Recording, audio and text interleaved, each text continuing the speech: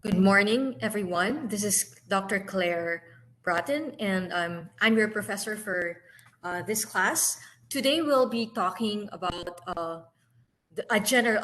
Be giving a general overview of criminology. So, what exactly do we mean by criminology, criminalist, crime? So, we'll be going over some of the concepts in Chapter One.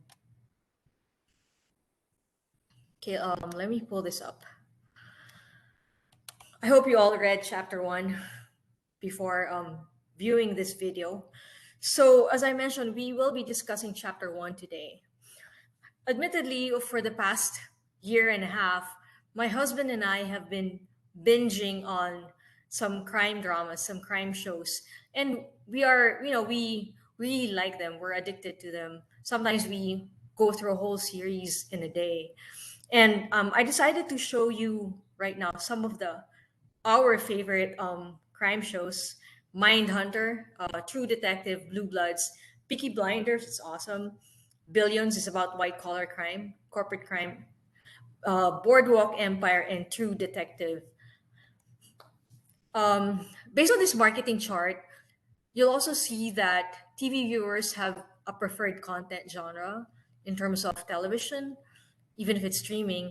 And you'll see that crime drama represents about 40.01% of the crime market, of the television market. And then crime mystery would be about 37.1%. So you can see that taken together, crime drama and crime mystery captures about 79.6% of the market. So why are people so fascinated about crime shows? What is the entertainment catch? What is the draw of these crime shows? It's extremely popular, and one reason is because of the inexplicability of crime. It fascinates people. So this course will look into like the causes of crime, and it will also um, look at what would constitute an effective crime control policy. So let's look at the concept of what is crime. If you want to define crime, there are four different definitional perspectives. This means that your definition of crime would be based on what perspective you would use. So the first would be legalistic. That's the approach used in the book. The second is political. The third is sociological. The fourth is psychological. So these perspectives determine assumptions about how crime should be studied. Now, let's look at the legalistic perspective of crime.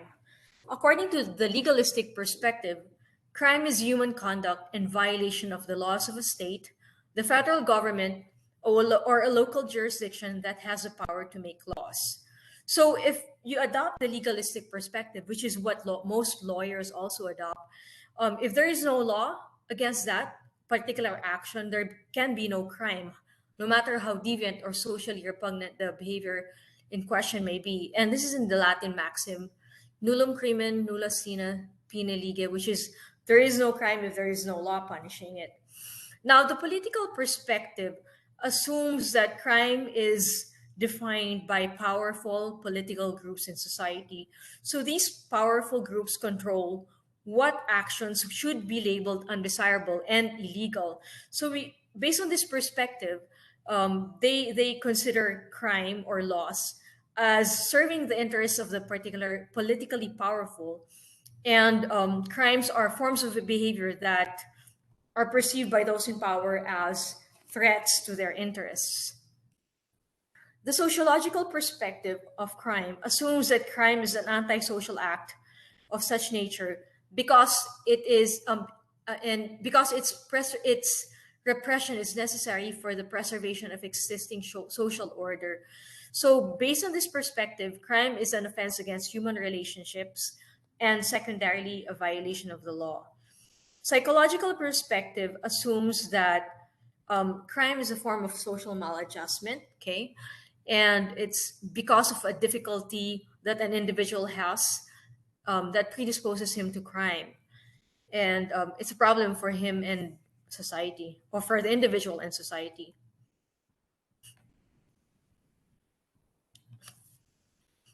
Let's look at the next slide. So the legalistic perspective, as I said, defines crime as human conduct in violation of the criminal laws of the state, the federal government, or a local jurisdiction that has the power to make laws. If there is no law against the behavior, there is no crime. Now, let's look at what are the primary sources of law based on the legalistic perspective. Of course, you have the US federal constitution. Then you have the acts of the three branches of government: the legislative, judiciary, and the executive. So the legislative branch enacts state constitutions, statutes, codes, and bills. The judiciary also enacts laws in the form of cases. So every time that courts hand down a decision, these become part of the law of the land. It also enacts rules of court that govern proceedings, is also considered as a source of law. The executive branch issues regulations, regulatory decisions, executive orders, and proclamations. One key perspective of the legalistic perspective, one key shortcoming of the legalistic perspective is that obviously those in power influence lawmaking. So we see members of the judiciary, legislative, and executive branch. They're the ones that define what is crime, and then it allows them to escape the label of criminal. So basically, they have the power and the interest to define actions that would not govern their own behavior. Okay, and one problem is that law is a social product. Okay, and crime is socially relative. Now, but the political perspective of crime assumes that crime is defined by the interests of political groups, okay? And they basically prohibit those actions that they perceive as threats directly or indirectly to their interests. Now, let's look at this particular slide. You'll see how the political perspective comes into play in the US. If you look at the number of offenders sentenced for federal crimes in the US, you'll see that the the top offense would be drugs, okay, and then immigration, and then you also have crimes against persons and white collar crimes. So you see that based on political interest, drugs seems to be a problem that threatens political groups. Also, immigration, it's a it's an action that also seems to threaten the interests of political groups. That's why some legal. That's why immigration in some states is considered illegal, and even at the federal level, undocumented immigration is also considered illegal. Now, again, the political perspective is seen in terms of the mean number of years sentenced by state and the primary offense. Let's look at drug crimes. The longest sentences are in the states of Iowa, Tennessee, South Carolina, Minnesota, and Hawaii. So it means that the political groups, those in power in these states, consider drugs as a repugnant, behavior that should be criminalized. In terms of immigration, the longest sentences are in Kentucky, New Jersey, Arkansas, Kansas, and Minnesota. Again, in these states, they view immigration as a problem. And then white collar crimes, the bottom of the slide, you'll see that the longest sentences are in Mississippi, Colorado, Utah, Alaska, and Rhode Island. Now let's look at the third perspective, sociological perspective. This perspective assumes that crime is an antisocial act of such a nature that its repression is necessary or is supposed to be necessary to the preservation of the existing system of society. So here, the sociological perspective views crime as an offense against human relationships primarily, and then secondarily a violation of law. Now, the psychological perspective assumes that crime is a form of social maladjustment, especially one which is against the law. It's a problem behavior for both the individual and for society. I'll give you an example of psychological perspective. So, according to psychological theories of crime, psychopathy, people with antisocial personality disorder are more predisposed to commit crime because of a predilection, a maladaptive behavior that pushes them towards crime. Now let's look at these two concepts of crime and deviance. these are similar, okay? They can be similar in some ways and they can overlap, but basically crime and deviance are two separate concepts. And I'll let you know because in the following slide. So deviant behavior violates social norms, okay? So it's any human activity that violates social norms. As opposed to crime, as we saw from the legalistic perspective, crime is any behavior that violates laws. So some crimes may not necessarily be deviant, and some deviant behavior may not necessarily be criminal. Now, let's look at the definition of delinquency. Delinquency are violations of the law and other misbehavior committed by young people. Okay, this illustrates the different concepts of illegal and deviant acts as well as the overlap. An example of a deviant act would be, in some states, they consider smoking marijuana as deviant. In other states, it's illegal. A deviant behavior that is not a crime would be, I guess, some societies consider tattooing as deviant. In other societies, they consider drinking alcohol as deviant. So it may not necessarily be a crime, but it is deviant. Now, after discussing the concept of crime, we should look at the concept of criminal. The concept of what should be criminal is different from the concept of what is a crime. What is crime? There are two contrasting approach by which we determine what should be criminal. First is the consensus perspective, and second is a pluralistic perspective.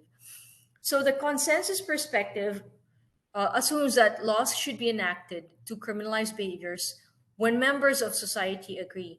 This applies to homogeneous societies because consensus is hard to achieve in diverse multicultural societies. Now, the pluralistic perspective assumes that behaviors are criminalized through a political process after debate over appropriate courses of action. So it involves legislation, appellate court action, and it's applicable to diverse societies. Now, what do you think would apply to the United States, the consensus perspective or the pluralist perspective?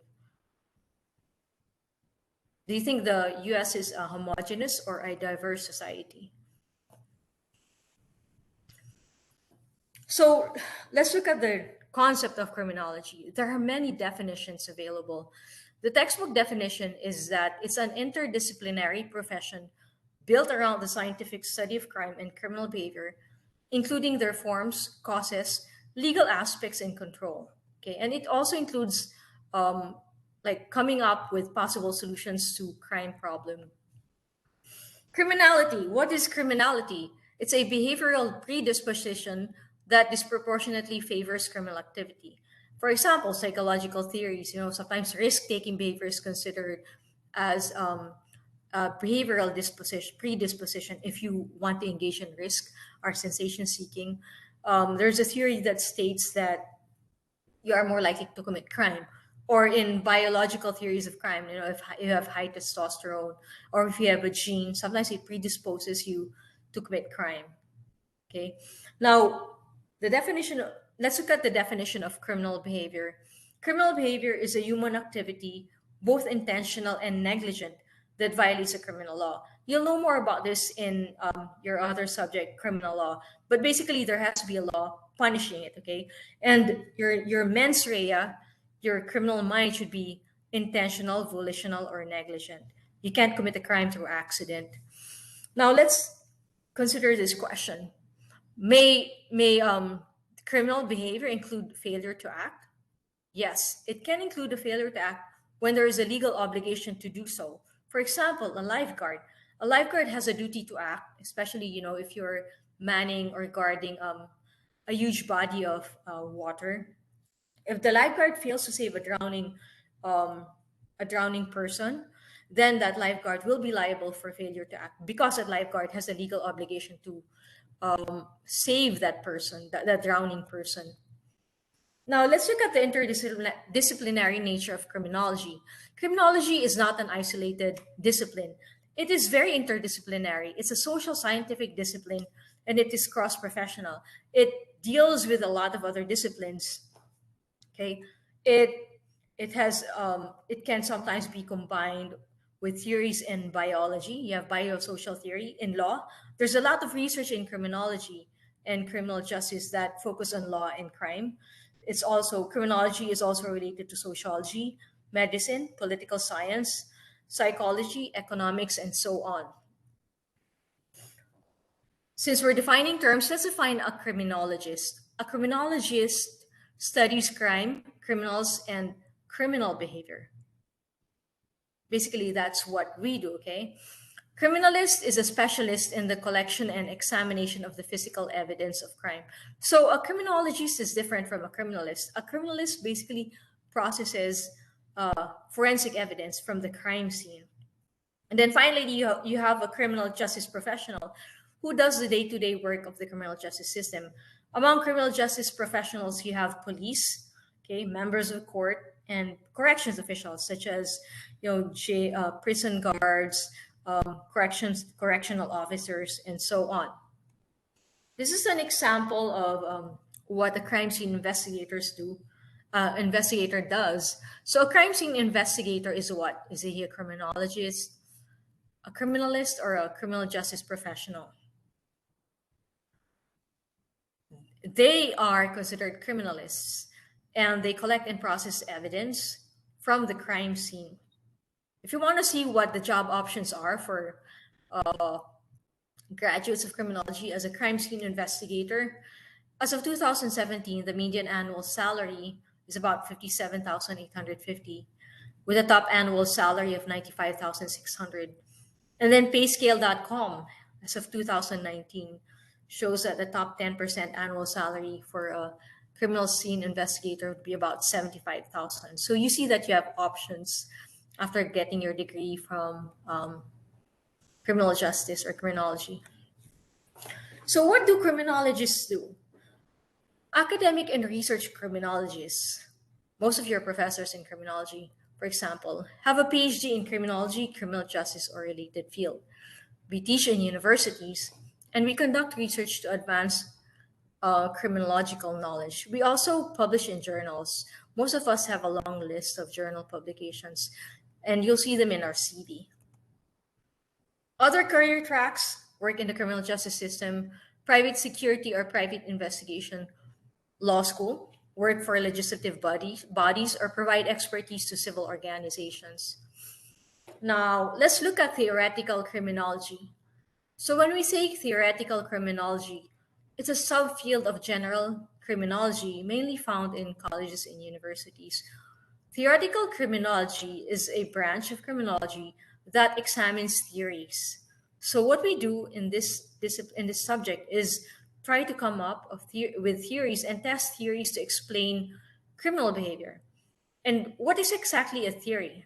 Going in the natural sciences, a theory, what a theory is maybe 100% accurate. Oh, maybe not 100%, but 99.99999% accurate. Okay, and if you're talking about the hard sciences, natural sciences, if they have a specific theory, it's bound to predict the outcome. For example, Einstein's theory of relativity. Okay, now when we talk about social sciences, a theory does not necessarily explain human behavior with that degree of accuracy.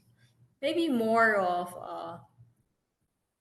it's more likely than not to explain criminal behavior. And what would be the percentage?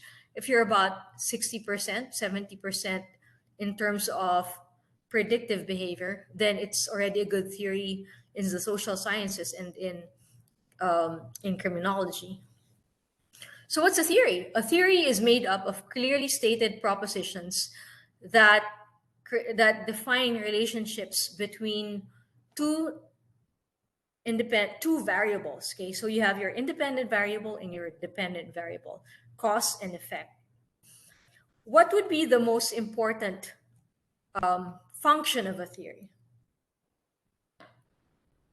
Is it to explain criminal behavior or to predict criminal behavior?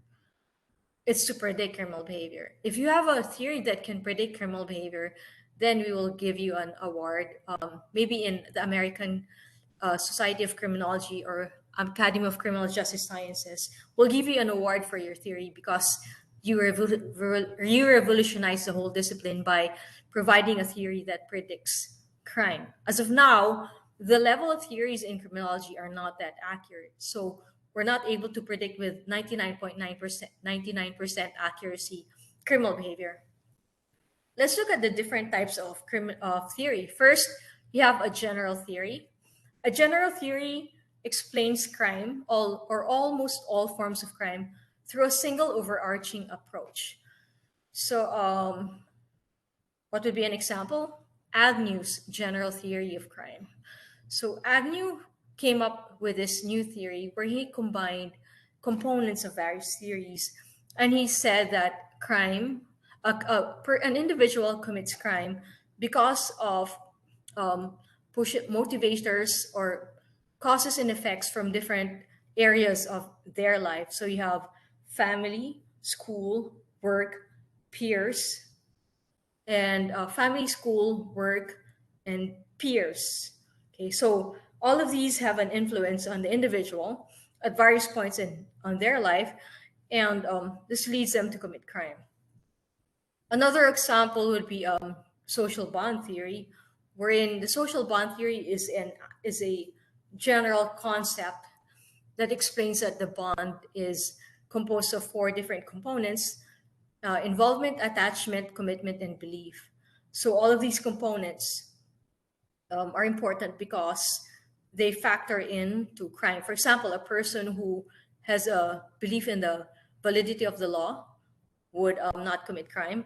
An individual who is involved in ordinary activities instead of delinquent activities would not commit crime. Commitment. So if an individual has commitment to solid, normative goals, then that person would not commit crime. And so involvement, commitment, attachment, and beliefs. So the third would be attachment. So an individual who has attachment or social bonds to specific actors in society, for example, parents, teachers. If they are attached, the stronger the attachment, then the less likely they would commit crime. So general theory would be social bond theory and Agnew's general theory of crime. Unicausal theory explains that a single identifiable source is the cause behind all serious deviant and criminal behavior. Can you give an example? Yes. So an example would be low self-control theory. That theory has only one explanation for crime, and it's because of low self-control. An integrated theory tries to explain crime by merging concepts from different sources. For example, biosocial theory, biosocial theory, a theory that combines both psychology and biology would also be an integrated theory. Now, there has been a trend towards evidence-based criminology. When we talk about evidence-based criminology, this type of criminology, this is branch of criminology, focuses on the use of rigorous social scientific techniques to develop knowledge in the field of criminology. And in particular, they use randomized controlled experiments and systematic reviews of research in order to come up with criminology or criminal justice policies. Now, what is the theme of these textbooks? There are two themes. First, the social problems perspective. So according to this perspective, crime is a manifestation of underlying social problems. For example, poverty, lack of education, discrimination. These are all social problems. And it uses the public health model to deal with crime. Solutions to crime problems involve large-scale social programs to address underlying issues at the root of crime. So this requires a more macro level approach. The second theme of the textbook is the individual responsibility perspective, wherein it's more of a micro approach, micro level. The theme considers crime as a matter of individual responsibility. The offenders choose crime over other law-abiding options. And this rational choice theorists think that Individuals commit crime as a matter of decision making, weighing costs, benefits. Okay, they do a cost analysis of a particular action before engaging in crime. So this would be an individual responsibility perspective. Now, what would be what would be a response of U.S. lawmakers in terms of adopting an individual responsibility perspective? As we can see from the slide, U.S. crime control policy has substantially, been influenced by individual responsibility perspective. And there's many examples of conservatism in our approach to criminals. One, you have the Violent Crime Control and Law Enforcement Act. So there's a three strikes and you're out policy, wherein it's a mandatory life imprisonment if the person is convicted of a third violent felony, federal felony, or drug offense. And then you also have the U.S. Patriot Act targeting terrorism and terrorist activity. Now, the book explains that crime does not crime does not occur in isolation, but there's a social context. So each crime has a unique set of causes, consequences, and participants. You have offender, victim, the criminal justice professionals. So all of these interact together whenever a crime occurs. So since crime is a social event, then you have to look at the concept of social relativity. What is this concept? So, social relativity means that social events are interpreted differently according to the cultural experiences of the initiator, observer, or recipient of behavior. So, crime means different things to different people involved in the crime activity. So, you have the offender who would interpret the crime differently, a victim who's definitely affected by the crime differently from the offender. You have the criminologists and you have the police. So this particular figure provides an interpretation of the criminal event. It shows the background and foreground setting within which the crime takes place. So you see there are several participants. You have the offender, you have the victim, you have society, and you have the justice system. Each of these participants would have a background. Okay, would have outputs and inputs that shapes the criminal event. So, what are the causes and consequences of a criminal event? Crime results from the coming together of inputs provided by the offender, the victim, the criminal justice system, and society. What are the types of inputs? You have the foreground and you have the background. What is the foreground? The foreground are features that immediately determine the nature of crime, whereas background causes are generic contributions to crime. Let's go over the participants individually so we will know what type of inputs they provide to the crime picture. So let's look at crime and the offender. In terms of background, the input towards the offender, you have different life experiences of the offender, biology or genetic inventory, personality, values, beliefs, skills, and knowledge. So the life experiences of the offender is an input, okay? It affects his predilection, his decision to commit crime. Biology, genetics also would affect his predisposition to commit crime. Personality, does he have antisocial personality disorder? Is he risk taking? Okay, is he a psychopath? And then foreground would be the specific motivation to commit the crime, specific intent, and his state of mind. For example, was he under the influence of drug or alcohol? Now let's look at crime and the criminal justice system. When I talk about the criminal justice system, I'm talking about members of the police, courts, and corrections. So what are the background that would affect, the actions of these criminal justice system actors? First, failure to prevent crime. Okay, if police officers, for example, fail to prevent crime, crime would occur. Failure to identify, inhibit specific offenders, and failure to prevent release of recidivists. Foreground, proper system response may reduce crime.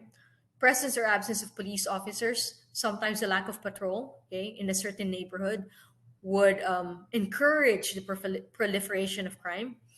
Availability of official assistance, willingness of officers to intervene pre-crime, and response time. How fast do police officers respond to calls for help? When there's a crime that occurred. Crime and the victim. Now, the victim also brings to the crime picture, the crime incident, a background and a foreground. When we talk about the victim, there can be several background factors. First, his or her passive presence in the crime scene. He may just be unlucky and be at the crime scene, and all of a sudden be the victim of the crime. At the same time, it could also be the result of lifestyle. So sometimes appearing defenseless, for example, if he old age, if he's drunk in a public place, or if he has some form of disability, it could lead him to be a victim of crime, or him or her failing to take defensive measures. So if the person fails to lock the doors, leaves the key in the ignition of the car, it also may result in the person being a victim of the crime. Display of wealth. Sometimes displaying large denomination bills in public places may cause the victim to be a crime, may cause a person to be a victim of theft or robbery. Okay. And then making unwise choices. For example, walking down a dark alley at 3 o'clock in the morning. Okay, this person would be a victim of crime. Foreground factors are victim precipitation. So the book describes this as active victim participation in initial stages of criminal event. So meaning that the victim instigates a chain of events that results in victimization. Think of it as a domino effect. One example would be a drunken person in a bar who threatens, provokes another patron, and ends up being victim of the other patron who happens to be stronger than him. Okay. So crime and society, background for society that that affects or influences crime is first the legislation defining crime. You have to look at the laws that prohibit certain types of actions. What other factors in society lead to crime? Well, you have generic social practices and conditions, for example, poverty, poor and informal education, and various forms of discrimination. Then you also have socialization process. For one example would be date rape and male expectations that the owes him or something for spending money on her. So the socialization process usually would be obtained from conditioning. For example, gender roles are learned from television, music, and movies, and these are reinforced by peers, delinquent peers. Foreground are distribution of resources and accessibility of services. So going back to the slide, it's here. So we talked about the background and foreground of each of these actors. So each of these actors would also contribute to the crime scene and have various interpretations from the crime scene. Okay, and all of these would affect, affect how crime occurred and what the response would be to crime.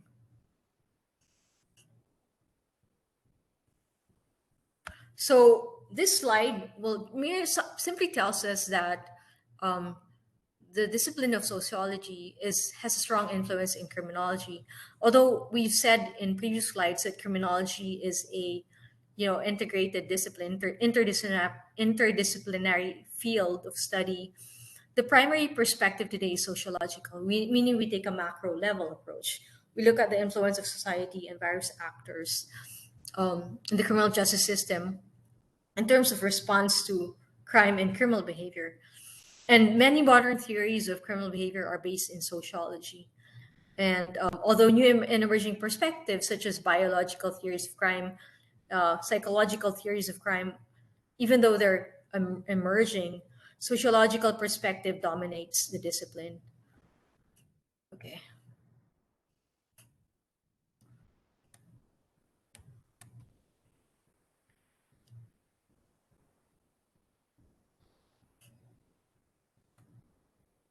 I hope you learned a lot from this chapter. Please go back to the book and review any concepts that you did not understand. And again, thank you for listening. Hope you have a good day.